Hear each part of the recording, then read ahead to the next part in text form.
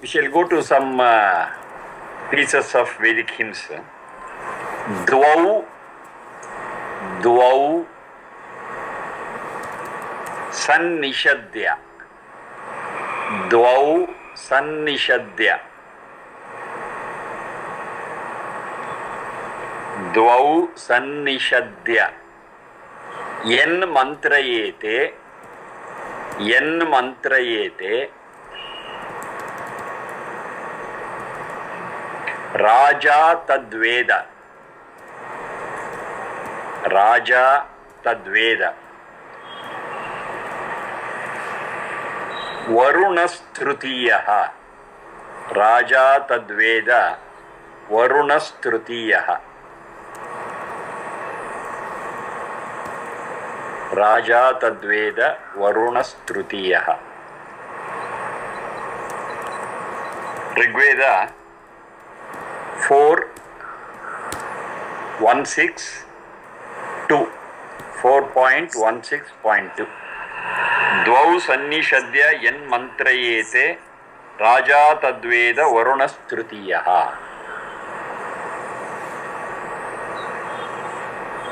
Dvau sannishadya yen mantrayete. When I split it becomes yat mantrayete. Yat mantrayete. Raja tadveda, tat veda. So yat mantrayete tat veda. Yat tat is there. It's a combination generally.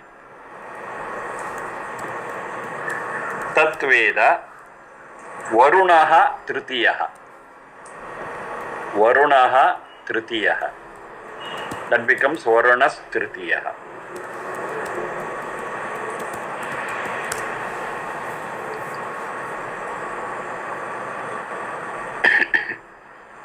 Rigveda 4.16.2.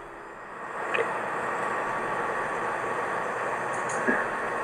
So this speaks about the omnipresence of Sachidananda.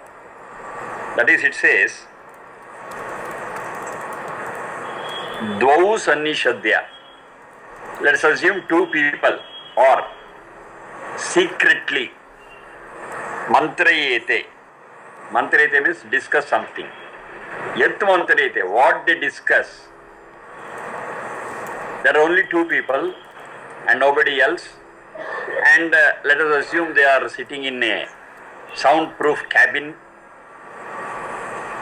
So there is no chance for the third person to listen or see or what is going on there.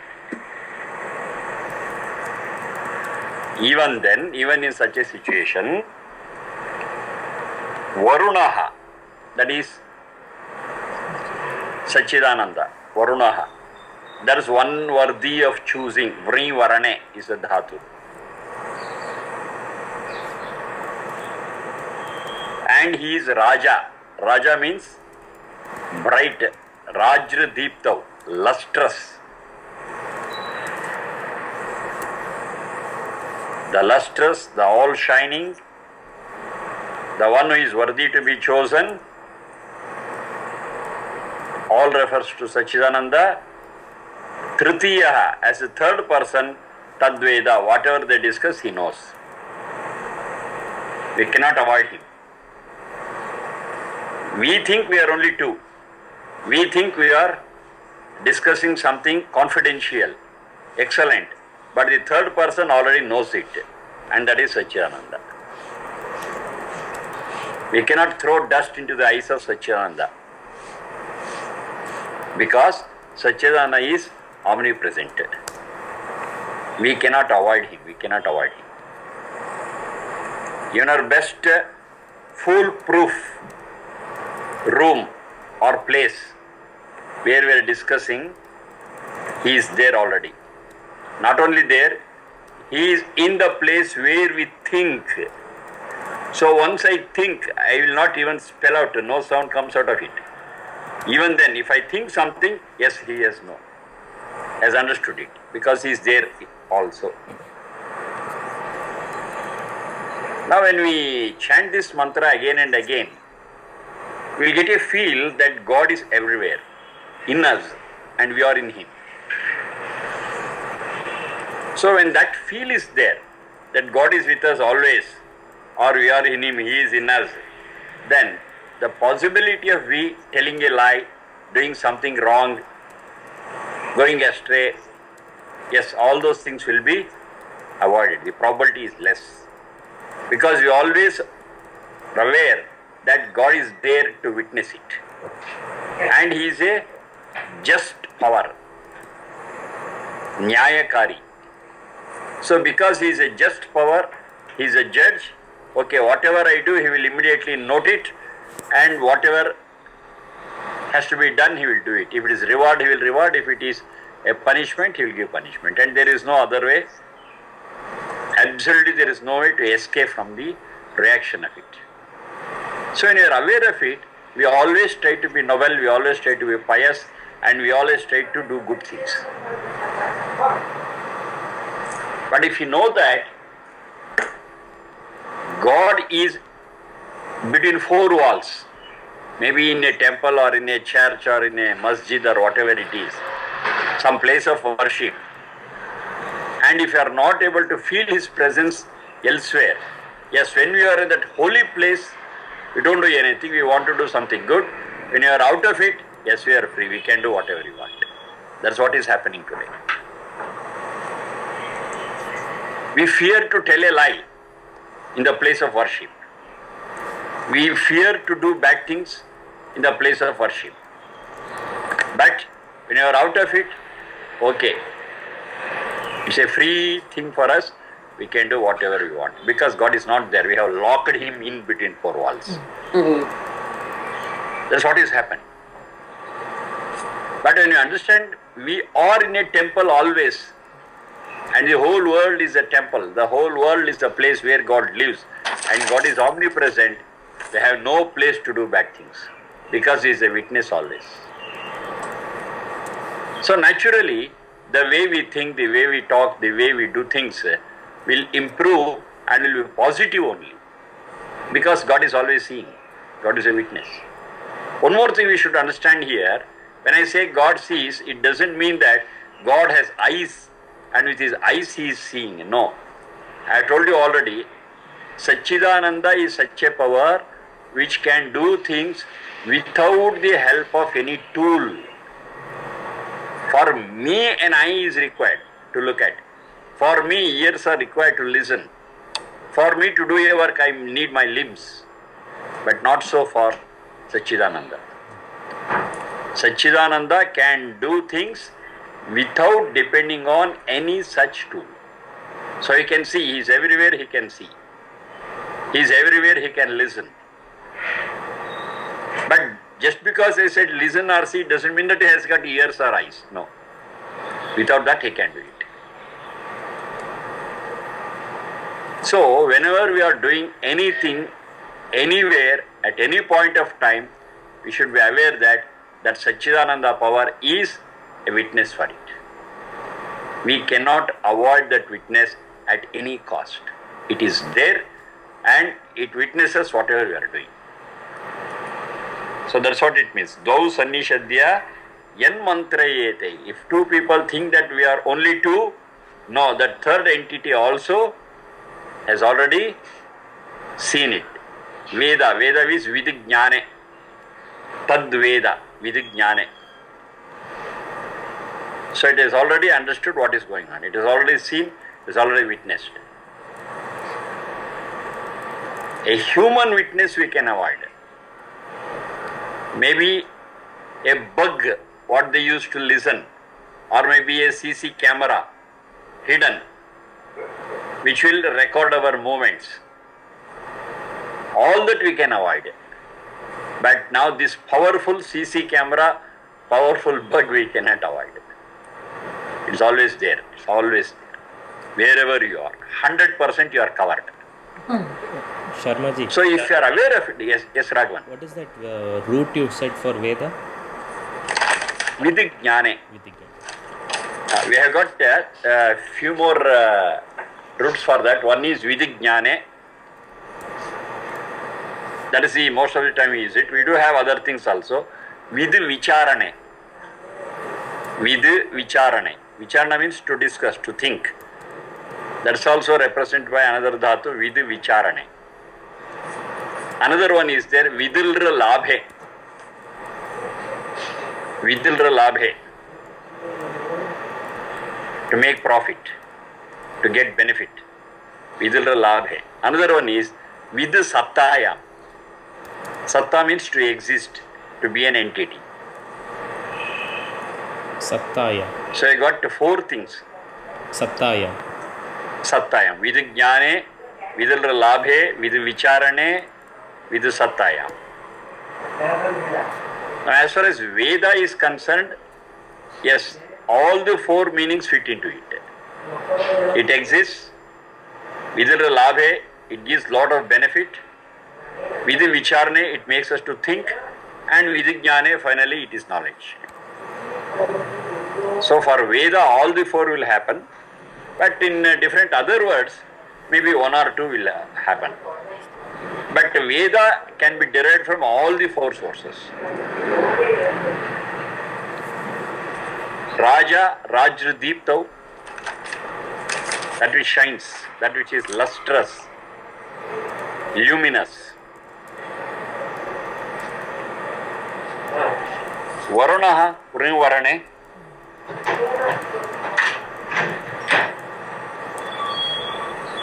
Mantrayete, that is mantra. Mantra is mananat, mantraha. Manana is manajnane.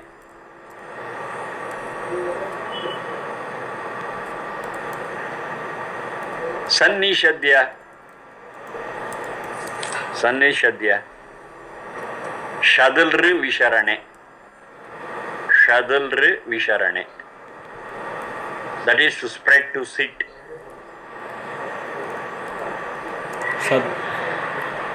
Sadulru Visharane. Shadalru Visharane. To sit, to settle, to spread, these are all the meanings attached to it.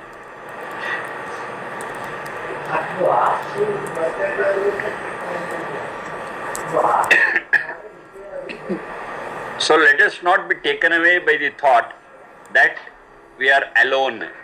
Maybe two people, we are only two. No. I am never alone. Always God is with me, omnipresent. If you are two, third person is there. If there are five, plus one. Always it is plus one. So if you are aware of it, yes, there will be a lot of check on what we think, how we think, what we do, what we talk. That check will always be there. It's a check which is self-imposed. That also I stress. It's a check which is self-imposed based on the knowledge that plus one is there. That Satchidananda is always there. Okay, next one. Dhiyo yo naha. Dhiyo yo naha prachodayat. This is a known one. Dhiyo yo naha prachodayat. Yajurveda 3.35. I given Yajurveda, but this mantra appears in all the four Vedas. Rigveda, Yajurveda, Samveda, Atharveda. I given one address. Yajurveda 3.35. Sharmaji, Yes, I have please. one question. This Gayatri mantra, like when we had Upanayanam, they told that we should not chant it publicly, like loud. So is it true or It is 100% false. false? Not just false, 100% false. Okay, I'll just explain. Now here, Dhiyo yo naha prachodayat. This is part of Gayatri mantra as we understand, but actually it is Savitri mantra. Because the subject matter of this mantra is Savitri. And that Savitri is Shu Prerane. That's the root for it. Shu Prerane. That which motivates us. So that motivation is Shu, and from that Shu comes Savitri. So this actually Savitri mantra, but it is in the meter Gayatri, that is Chandas. The Chandas of this mantra is Gayatri Chandas. Now Gayatri Chandas means 8 letters, 3 rows, 3 lines. That is the Gayatri mantra feature. So because it has got 8 letters per line and 3 lines, 8 into 3, 24 letters totally, this is called as Gayatri Chandas, and it is famous as Gayatri mantra based on the Chandas. Okay, now that is the technical detail about it. Its actual name is Savitri mantra, well known as Gayatri mantra, doesn't matter because it's in Gayatri Chandas. Next. Dhiyo yonaha prachodayat. Sir, you are asking, that is, it should not be chanted publicly or openly, something like that. Now see that word naha. Dhiyo yo naha prachodayat. Now what is that naha? Naha is the plural form. Naha is the plural form.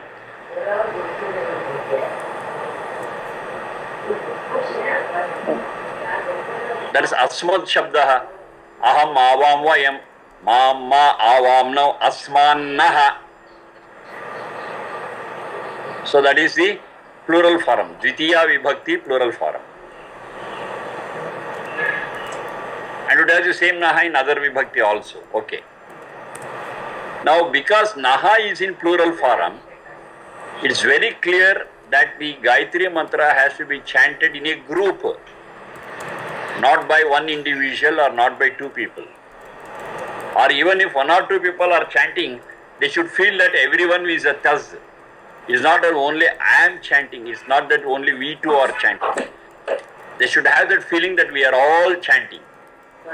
Because the mantra itself says Naha Prachodayat. Naha is in plural form. Number 1. The first line also has the same thing. Tat Savitur Varenyam Bhargo Devasya Dhimahi. That Dhimahi also is in plural form. So in the whole mantra we have got plural form in 2 places. One is Dhimahi, another one is Naha. Which is very clear that it is a group prayer. It's a prayer, the whole group will chant together. The very proof in the very mantra itself. Dhimahi and Naha. That's number 1. Number 2, when we have to be secretive? This is another question. When we have to be secretive? Say many people say that Gayatri mantra should be chanted secretly. Or in Upanayanam, while this is preached, they put some cloth and within the cloth secretly they give this Diksha. Okay, when we have to be secretive? Very simple question. When we are doing something wrong, we have to be secretive. If I am doing something good, there is no meaning in to be secretive. I can do it openly because it's something good. It's for the welfare of all. Why I have to be secretive? The question of being secretive comes only when I am doing something wrong, which I don't have the boldness to do it openly. Then it has to be secretive.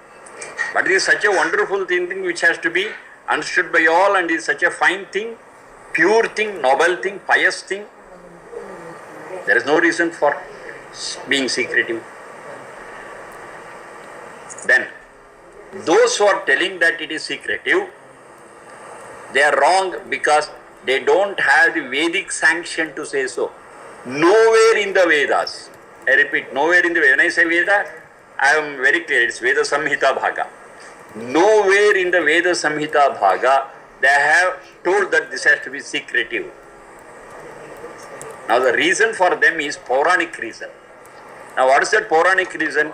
They say women are prohibited from chanting Omkar, from chanting Gayatri mantra. And the Shudras, that is The low caste people are prohibited.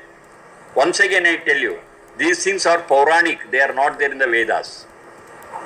So because they are influenced by those Puranic thoughts, they say, when you say openly, woman will listen.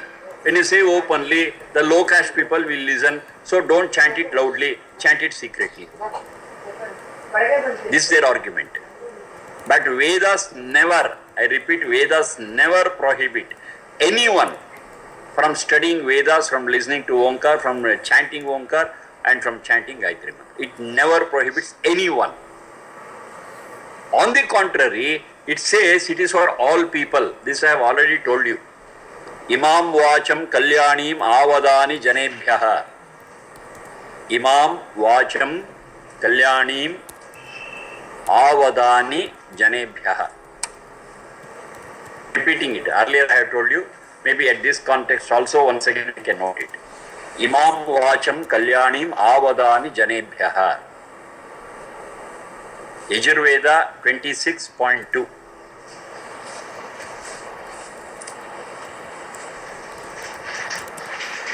Now here also a little clarity is required.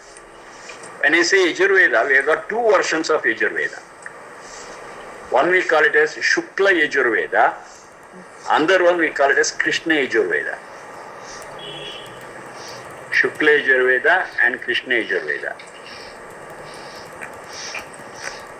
Now this Krishna Yajurveda has got the Samhita Bhaga and also mixed with many Brahmana Bhaga.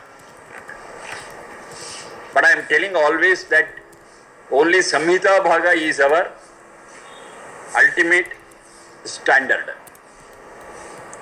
But Krishna Yajurveda is a mix of Samhita Bhaga and Brahmana Bhaga, and therefore Krishna Yajurveda is not valid. I repeat, is not valid and cannot be taken as a standard. So what is left is Shukla Yajurveda, and Shukla Yajurveda is pure Samhita Bhaga, and yes, that is our standard, that's our scale. Now why I am telling this is, this 26.2 Yajurveda what I am quoting, it is from Shukla Yajurveda, and you don't find this in Krishna Yajurveda, unfortunately. So take Krishna Yajurveda as a standard, we miss this. But we cannot take it because it's a mix. So leave Krishna Yajurveda, and whenever I say Yajurveda, it means Shukla Yajurveda only. And in that 26.2 it says very clearly, Imam vacham kalyanim avadani janebhyaha. So what does janebhyaha mean? All people. It never prohibits, it never restricts, it never discriminates. It says these auspicious words are for all people, irrespective of caste, creed, gender. And to further emphasize it, let us go to the next line also. Imam vacham kalyanim avadani janebhyaha, then Brahma rajanyabhyam Shudraya Arya Shudraya cha Aryaya cha Swaya Charanaya. Brahma Rajanyabhyam Shudraya cha Aryaya cha. When I join it, it becomes Shudraya Charyaya cha Swaya Charanaya. Swaya cha Aranaya. That's the second line. So it further emphasizes Brahma means it's all for Brahmana Varna people, not caste. Rajanya, Kshatriya, Varna. Shudra, Shudra Varna. Arya, Vaishya Varna. So these words are for all, and it is made explicit. It's for Brahmins, it's for Kshatriyas, it's for Shudras, it's for Vaishyas. It's open for all. So, and this is spelled out categorically in the very Veda mantra. Other people have no right to restrict it. They have no authority. So, without authority, based on their own caste structure, what they have in mind, which is anti-Vedic. They prohibit women and they prohibit the low caste people from studying Vedas. So because of this mistake, because of this problem, they have made it secretive. So women should not listen, women should not chant, low caste people should not chant, all those things. Sharma. Yes. It seems Omkara, when it has to be said, it has to come from the Navi. Right. So then that will hurt the uterus. And that is why the woman should not say Omkara, is what I have. Okay, statement is fine. Can you give me 100 cases where after chanting something has happened to their womb? It's a big cock and bull story, don't believe it. Because I tell you, here in my circle, we have got at least 2 Ganapatis who are teaching Vedas to women specifically. At least 2 Ganapatis I know who are doing it. And whenever I meet their group, that is the teacher and the taught the woman folk, I always ask them, has something has happened to your womb or any part of your body, has it affected adversely? Then they all say unanimously, no sir, after learning Veda and chanting it well, our health has improved in all respects. This is the feedback I have got. I can give the names of those 2 Ganapatis and the students who are all learning from them. I have got statistics. If those who claim that it will affect the womb, they should give me the similar statistics. X, Y, Z, they chanted for 6 months, so something happened to their womb. No. It's just a saying and they have no statistics, they have no proof. This I have challenged on many platforms, nobody has come out with statistics. Okay, then I will tell the other thing. In my own family, many women, they are used to chanting Gayatri Mantra and Omkar regularly. And they did it even in the labor ward. And that helped to have natural delivery, easy delivery. What does it mean? It helps the functioning of the womb. It will never spoil it, it will never disturb it. In the labor ward, it was a very beautiful, natural, simple, easy delivery. You can say even painless, almost painless. Because they chanted Omkar and they chanted Gayatri Mantra in the labor ward at the time of delivery. When we have got such proofs saying that it will affect the womb, when you do like this, when you do like that, it's all bogus. Then, will not women sing? Women also sing. Now while singing, will they not use that air from the Nabhi? Yes, while pronouncing several things, while singing, while doing Pallavi, Anupallavi, Raga, Lapana, so many things. Of course, lot of things will happen with reference to their breath, and lot of things they had to pronounce using their Nabhi also. What has happened to them? Nothing. Nothing. It need not be Om directly, it may so you require that Nabhi to pronounce it. They sing well. Nothing has happened. If that is the case, all women should be prohibited from singing. It's all irrational. It's all meaningless and it has no statistical support. Even now, if it is there, you please get it, we will research again, no problem.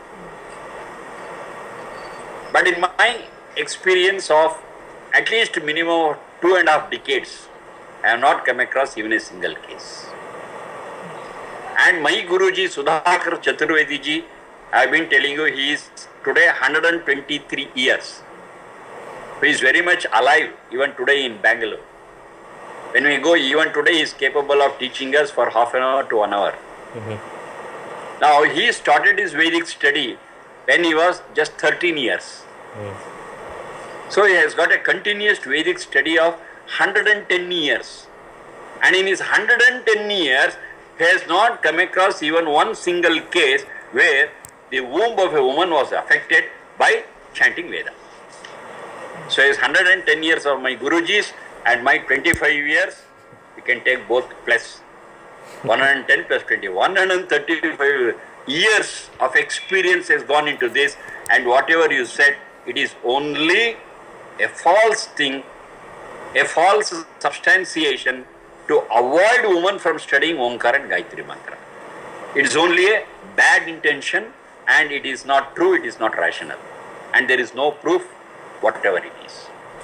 So this I am telling very strongly and categorically. Thank you. So don't believe such statements. Even now, we can believe it, provided they give us the right statistics.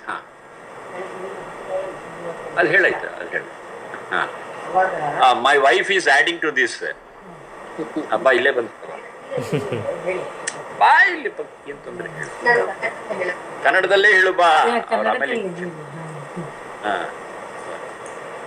ನನಗೆ second delivery 38 years ಅವಾಗ ಆಗಿದ್ದು, 38 years ಅಲ್ಲಿ ಆಗಿದ್ದು.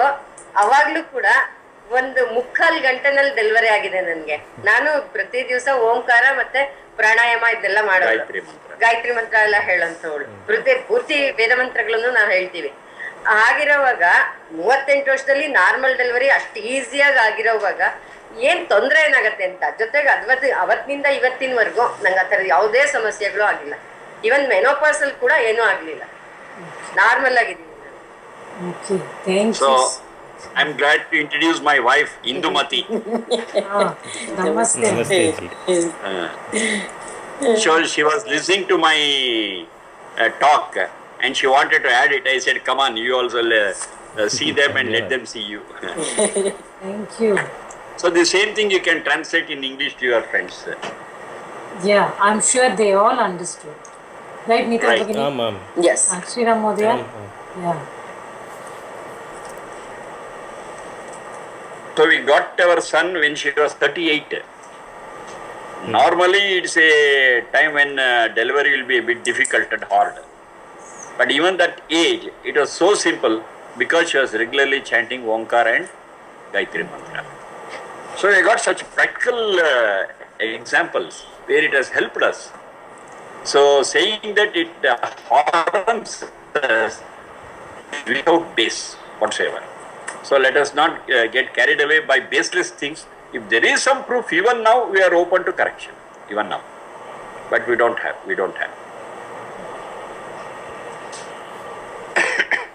Now the meaning of it, dhiyo yonaha prachodayat. Dhiya means prajna karmanaha. It means our thoughts, our words and our action. Dhiyaha. Yaha dhiyaha. Whatever thoughts are there, actions are there, words are there of ours, prachodayat. O Sachidananda, you motivate us, you prompt us, you guide us. Whatever I want to think, I require guidance from you. You guide, I'll think in that way. I want to talk, you guide, I'll talk according to your guidance. You motivate us, we'll do the work as you motivate. That is, we always keep ourselves open for the motivation or guidance from Sachidananda. And of course, we know Sachidananda is Sarvajna, omniscient, and the guidance given by that Sachidananda is always, repeat, always good, always beneficial. But nowadays what is happening? For comparison, I am telling you. We are being motivated by, we are being tempted by, number one, advertisements. Now today's world is an advertisement world. So some XYZ who is commercially doing certain things, they give an advertisement and immediately when I go to the mall next time, I buy that product. So I am motivated by a person who is selfish, who is profit oriented. Now that is what is happening. Then who are the other people? May not be in your place, but in your place and in many places, the cricketers are prompting us. Okay, they play cricket and says, this is the strength of my playing, and they advertise for some product. So immediately next time when you go to the shop, okay, we buy that. Politicians are motivating us, they are guiding us. And politicians are people like us with limited knowledge, and most dangerous thing is they are all selfish. Most of them. We do have some exceptions, but most of them they are selfish. They are power mongers. They are guiding us. That is a problem we have. And we live for our neighbors most of the time. Our neighbors comment about the way we live, not necessarily neighbors, the society, and whatever we hear from them, we try to avoid such comments and try to please them, directly or indirectly. But this says no. Let us be guided by only the Satchidananda, and whatever Satchidananda guides, we will do it. And thus guidance is always the best. How will he guide? That's so important. How will that Satchidananda guide us? It gives flashes internally. It's not through our ears. It's not through our external ears. It gives us guidance inside as a flash. Internally, that Satchidananda speaks to us. Nobody else can hear it. God is there in us. Satchidananda is in us. So it guides us internally. So that internal guidance we have to listen, but it will be too mild and soft that we have to go in, close our external ears, close our external eyes and listen to it, and that will be the best guidance. Neer kodlilla iddu. Sharma ji, Yes, please. can we say that this is our conscience? Yes. What is prompting it? Fine. Conscience is fine. Conscience is fine. That is the best way of understanding it. It tells us what is right, what is wrong. You are right. Correct. So whatever it says as right, we follow it. Whatever it says wrong, we will avoid it. ಅಲ್ಲ ನೀನು ಬಿಸಿನೀರು ಬೇಕಾಗಿತ್ತ ಕೇಳ್ತಿದ್ದಿಲ್ಲ ನೀನು ಬೇಡ ಅಂದಿತ್ತು.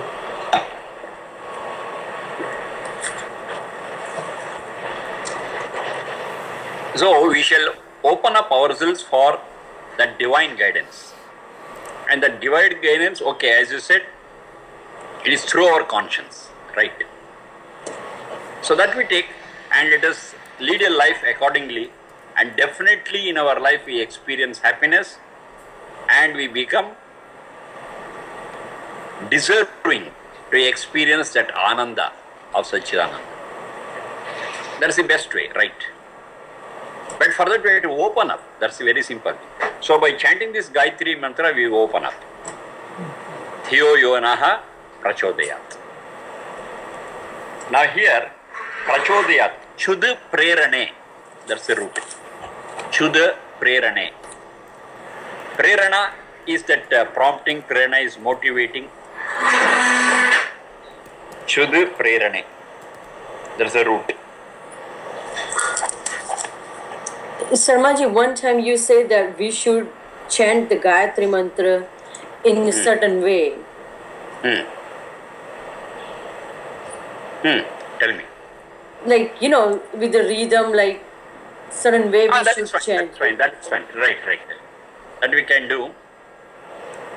Or if you are not able to chant it the way, that is with that Udatta, Anudatta, Swarita also, doesn't matter. If we ponder over the meaning of it, yes, our mind gets open. That's also fine. But the Swara plus meaning, excellent. Without Swara, just explanation is also very good, and the job is done. Job is done. Sharma ji, Yes. Shuddha Prerane is, what is the meaning? Prerana is motivating. Chuda is the dhatu. So from chuda it becomes choda. And from it becomes prachoda, prachodayat. That's how the word is derived. So the basic root is chuda. Chuda becomes choda. That chuda means prerana.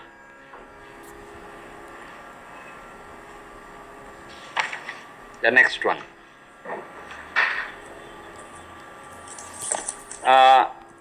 This we have been discussing many a time. Na tasya pratima asti. Na tasya pratima asti. Yajurveda 32.3.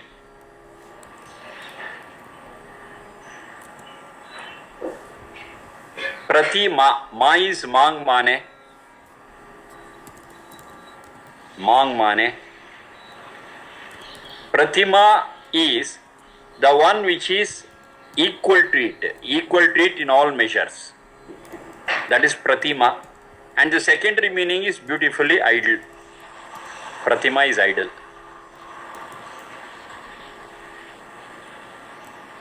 Asti, asabhuvi, to exist. Asti, asabhuvi. So na asti, it doesn't exist. Tasya is Sachidananda. So we don't have anything which is equal in measure to Sachidananda. We don't have an idol for Sachidananda. Very clearly specified. Very clearly specified. When I show an idol and say this is Sachidananda, that idol becomes equal to Sachidananda. That is Pratima. Equal in all measures. But such a thing is not there. Na asti.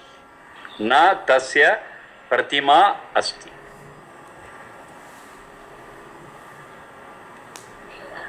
So it is a clear prohibition of idol worship.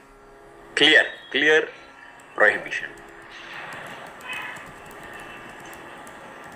God cannot be experienced. This I have told already, Satchidananda. Satchidananda cannot be experienced cannot be seen through our sense organs. But it is a direct experience of the soul. The soul can experience it, provided it is capable of it. So how to become capable, that's a different topic. It's not a subject of our sense organs. God or Satchidananda is not a subject of sense organ because it is the subtlest. This also I have told. What comes to our knowledge through sense organs, it's all gross. Satchit itself is subtle, and Satchidananda is the subtlest.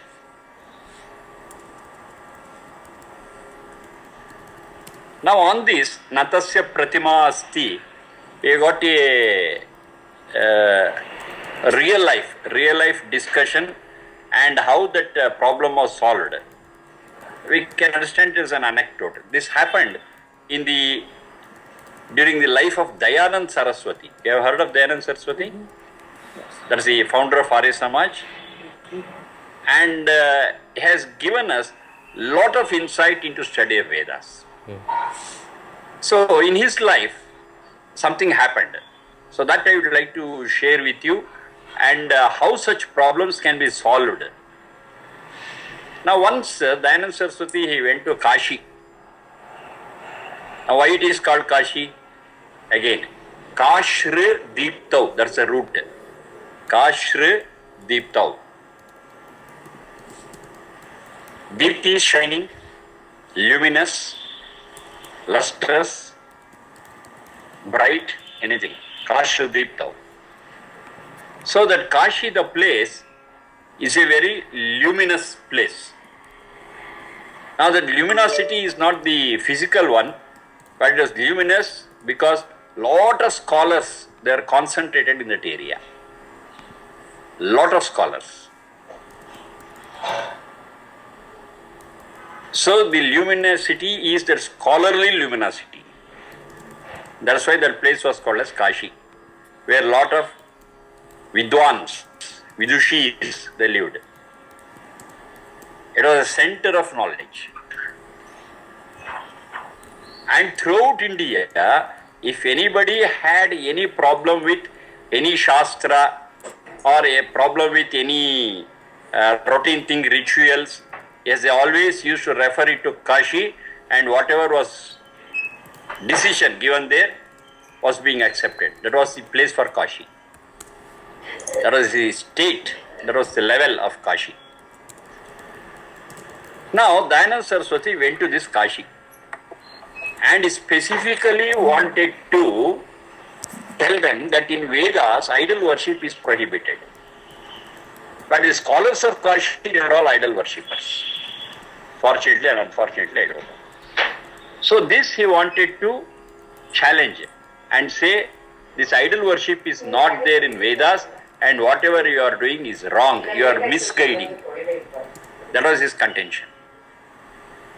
So a discussion was arranged between those scholars and Dayananda Saraswati. And during the course of discussion, they challenged, do you have any proof in the Vedas? Then Dayananda Saraswati said, yes, we have. Yajurveda 32.3, na tasya pratima asti. Then the scholars of Kashi said, I am sorry. Whatever you are telling is a proof for us where it says idol worship has to be done. And what is your Vedic proof? The same 32.3 Yajurveda Natasya Pratima Asti. Now what was the problem? Dayananda Saraswati said it is Na Tasya Pratima Asti. And he said Tasya Pratima Na Asti. That was his contention. But the scholars of Kashi said it is not to be split as Natasya, it is Natasya one word, Natasya Pratima Asti. Now what is that Natasya means? Natasya means to bow our head. So the one before which we have to bow our head exists, Asti. Natasya, the meaning of it is the one which is worthy of our bow. Pratima, its idol, Asti, is there. It was a very tough case.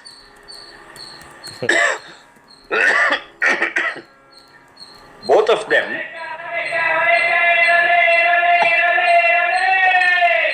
quoted the same Veda mantra, but while splitting the words, there was difference. One said, Na tasya pratima asti. The other person said, Natasya pratima asti. Now the whole problem is, who is right? Is splitting it as Na tasya right or making it one word Natasya? Now it was a big problem. Now it's a wonderful thing that since thousands of years, they have developed different pathas, we call it as pathas. There's different styles of chanting. Different styles of chanting. To chant the mantra as it is called as Samhita Patha. Then the words are split and that is called as Pada Patha. And like that we have got different pathas and we classify them into Prakriti Patha and Vikriti Patha.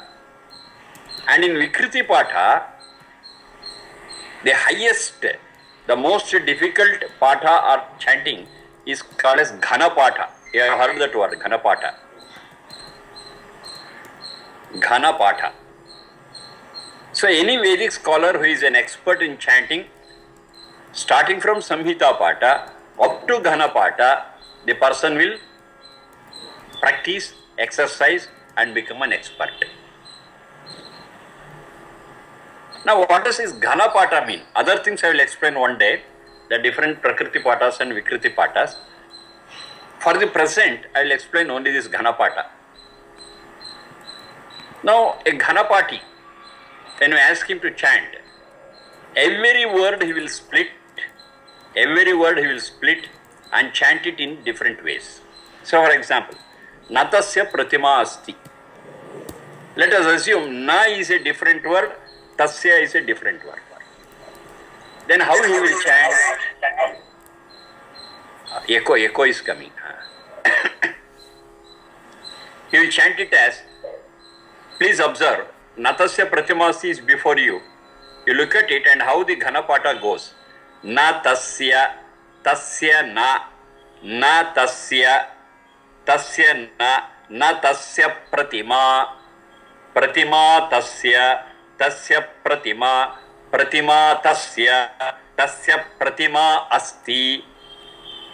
That's how it goes. 1, 2, 2, 1, 1, 2, 1, 2, 3, then 2, 3, 3, 2, 2, 3, 2, 3, 4. This is the order in which it will go. That is Ghanapata. I will go into the details once again in a different class. Only about these pathas I will tell you. So when it is chanted like that, it is very clear that na is separate and tasya is separate. Suppose natasya is one word, then how they will chant?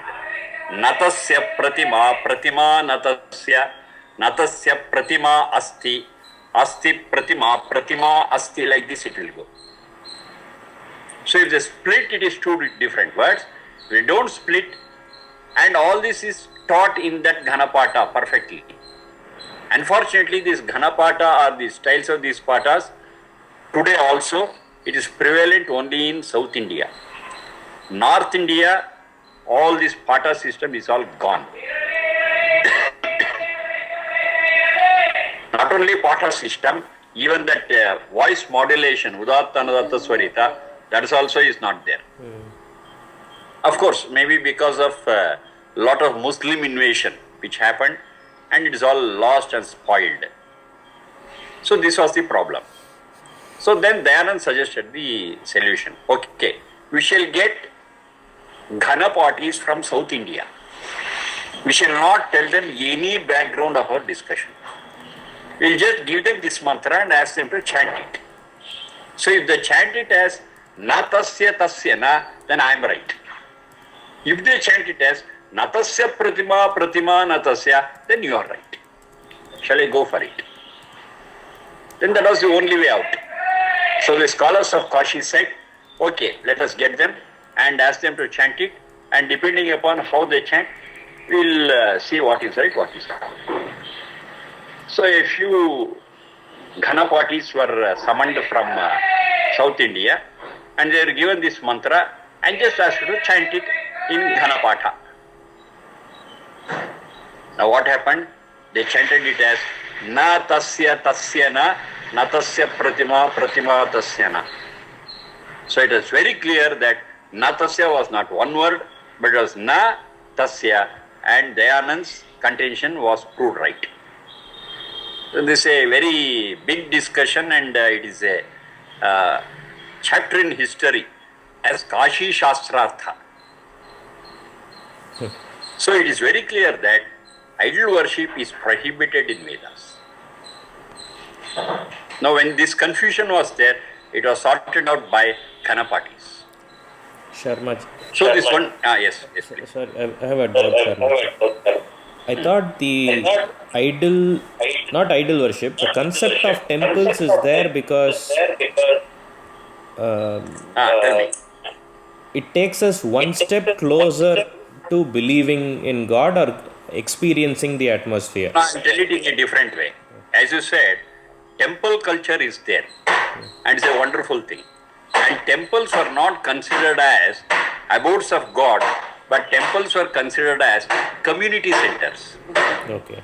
Community centers, and temples were earlier only yagashalas, where people used to come together and perform yaga, yajna, havana. Even today, every temple wherever you go will have yaga sabha. That is number one. And I said community center, even today in temple architecture, they have got what is known as Navaranga Mantapa. Navaranga Mantapa is a stage where artists perform dance, music, discussions, Shatavadhanas, Ashtavadhanas, and so many things. Even today it is part of temple architecture. But that was the main thing. community center. That was the main thing for performing yajna, havana, yaga. But today, along with that, they have started installing these idols, which is anti-Vedic. Part 1 and 2 is fine. That was there, that is there even now in temple architecture. But this third one, idol and that Garbhagudi and the sanctum, sanctorium, what they call it as, it is not part of Veda. It's not part of temple architecture in the beginning. Later it was introduced, and today we cannot imagine a temple without that sanctum, sanctorium. So, Okay. Sharma ji, so forget idols and temples. How about God and pictures and idols at home? Anything. If it is true, we will have it. But God is natasya pratimasti. If it is not there, if you picturize it as a painting or maybe as an idol, it is something not real. It is fictitious. So if you want to go behind fictitious things, that's a different issue. Okay. But if you want facts, it's a different issue. God is everywhere. You cannot restrict into an idol. You cannot frame God. You cannot, make God between four walls. You cannot restrict him within four walls. It is something which is omnipresent. So if you understand God as omnipresent, yes, that is a fact. If you understand God as anything else, yes, something is wrong. So how do we teach a child that God is omnipresent? It's an experience. It's an experience. Say for example, there is a situation where I can tell a lie, where I can tell a truth. So it's well known that if I tell truth, my conscience will be clear. But if I tell a lie, then I am always under fear that when this lie will be exposed. So the tension itself makes all the difference between a lie and a truth. So when I tell a lie, there is tension. When I tell truth, yes, I feel comfortable. Because I told the truth, nothing to hide. There is nobody to catch me, there is nobody to expose me. Because I told the right thing, I have told the truth. So there I experience that peace of mind, and that peace of mind and that experience itself is God. So it's very easy to tell even children. And we can tell them everything cannot be idolized. Say for example, there's little pain. So can they show pain? Or can I draw a drawing of that pain? Can I create an idol of that pain? No, it is an experience. So in the same way, experience of peace, experience of ananda is God. So this we can explain to even children, and maybe if not for the first time or the second time, definitely they will be able to understand it. Because their grasping capacity is so fine. It's easy for them to understand. The only thing is we have to tell them in the right way, give them the right example, and be an ideal for them. Sharmaji. Yes, madam. Now, like for instance, Rama, he is Purushottama. He has all the best qualities which you can find in God. Excellent. So Excellent. We can take Rama as an ideal. Rama is a historical person. Yes. So we can take Rama as an ideal. We have got many good people like that. And in Rama or Krishna, one more thing I would like to tell you. That is, we call them as not just Purushottama, we call them as Maryada Purushottama. Let me be clear. Yes. And Krishna is called as Yogeshwara Krishna. Krishna is Yogeshwara Krishna, and Rama is Maryada Purushottama. Even Krishna is also called as Maryada Purushottama. Now I introduced that word Maryada for this reason. Now generally what do we understand by the word Maryada? Respect. Respect. But the actual meaning of Maryada is not respect. It is what we call as the borderline. Maryada means the borderline. That's the actual meaning of the word Maryada, not respect. Now what is this borderline? Between any two persons, we have an unwritten borderline. As long as we respect that borderline and be within it, yes, that friendship or relationship will continue well. If I trespass that borderline, then the relationship gets strained. Maybe between two friends, maybe between two people, whoever they may be. So I have to respect that borderline. That borderline is called as maryada. That itself is not respected. So between you and me, let me say, we are good friends. Now our friendship will continue as long as I don't put my hand into your pocket. Say for example, that is the borderline. If I give, you can take it. If you give, I can take it. We can talk, we can discuss, we can go together, drink together, talk together, eat together, fine. Everything is fine. But I should not put my hand physically into your pocket.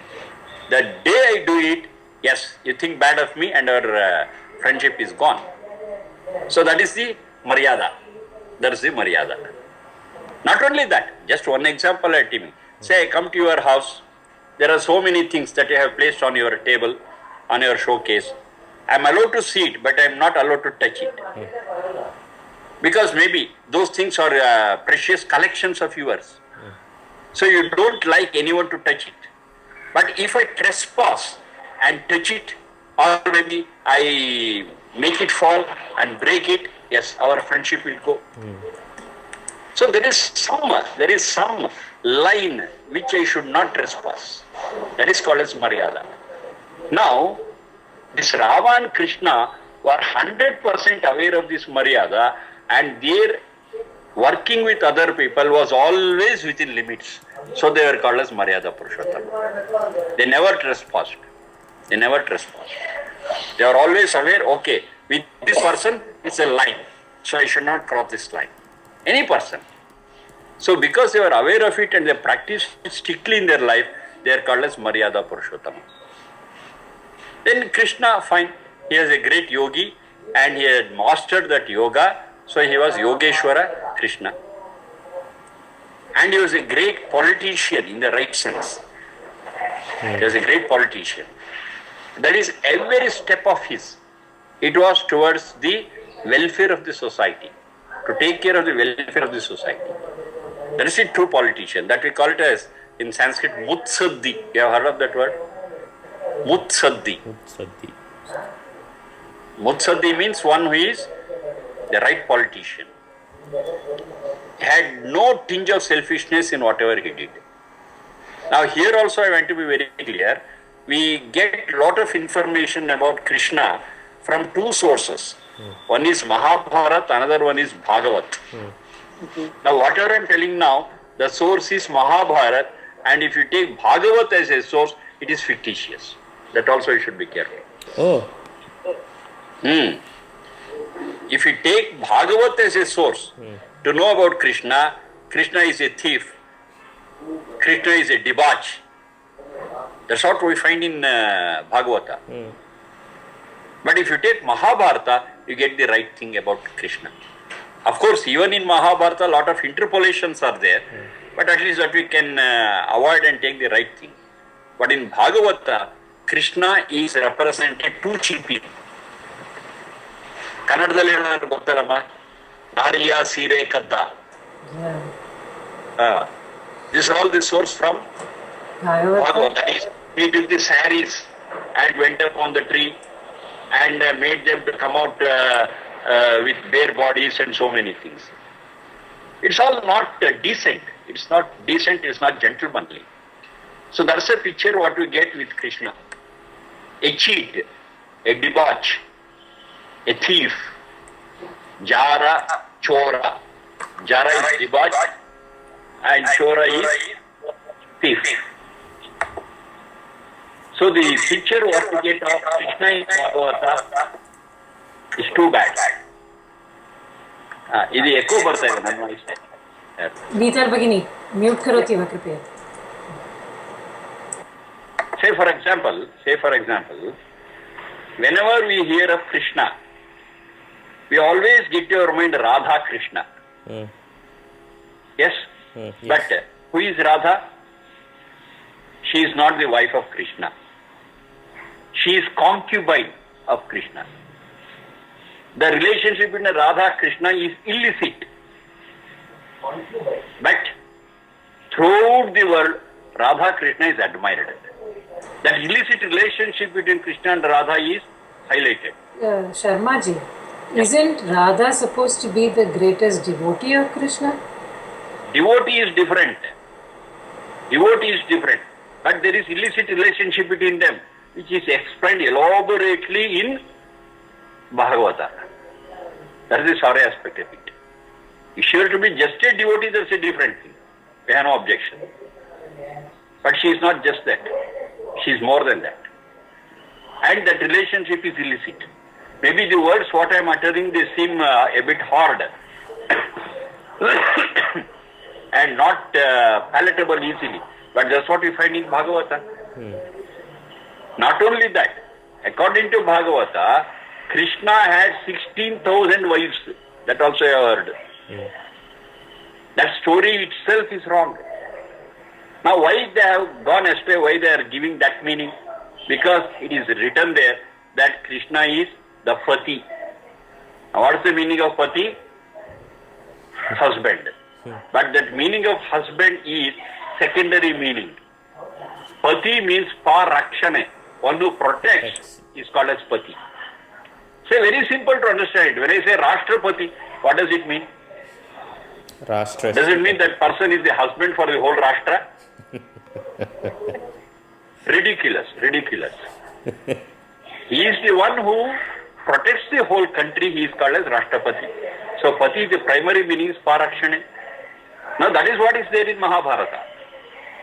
What he actually did was, those women were troubled and exploited by wrong people, and he saved them and rehabilitated them. Rehabilitated them and protected them. So he is called as a Pati for 16,000 women. It doesn't mean that he is the husband of all those. So these misinterpretations, they are all due to the explanations in Bhagavata. So when I am speaking of Krishna, we should always depend on Mahabharata as the source and not Bhagavata. You take Bhagavata as a source, illicit relationships and so many other such, bad things, or so many such non-pious things will come out. And that is being highlighted today. And thanks to these ISKCON people, they are doing it horribly. It's not that they are my enemies, but what they are doing is not right. They always emphasize the relationship between Radha Krishna, Radha Krishna. Where is Rukmini? No, Rukmini is not in the picture at all. And she is the right wife of Krishna. And she is the only wife of Krishna. Krishna doesn't have even Ashtamahishi. That's also not a wrong thing. The valid wife of Krishna is Rukmini. Rukmini is sideline. Radha being a devotee, I am not objecting. Okay, anybody can be a devotee, anybody can take Krishna, Rama as their idol. Fine, excellent. But it's not so. The relationship of Radha and Krishna doesn't stop at that. Why Radha only? Radha is the main,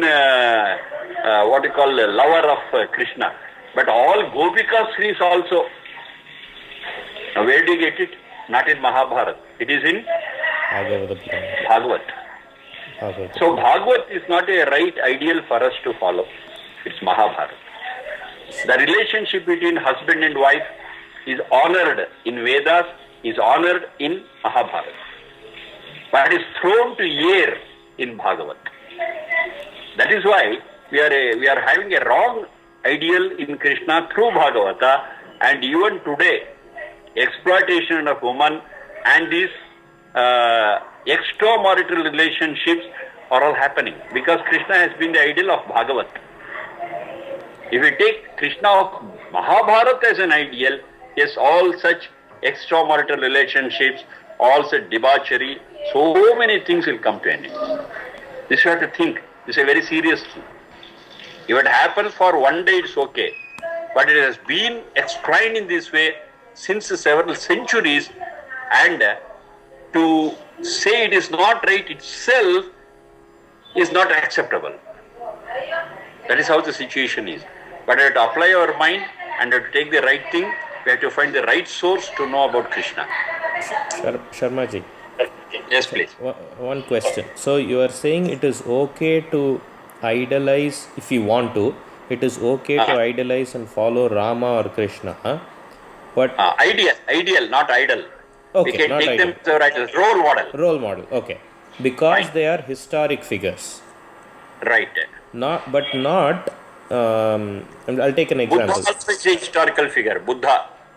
But not Shiva, Brahma. No, because Shiva Brahma is all named to that Satchidananda. Satchidananda also can be a role model. We can imbibe in our life the divine qualities. Nothing wrong in that. Okay. But Rama, Krishna, Buddha had form because they are historical persons. Whereas the Shiva Brahma, which is referred to Satchidananda, is formless. That's the very thing. Natasya pratima asti. Okay. They can be our ideals. There is nothing wrong in that. The divine qualities can guide us. Excellent. Okay.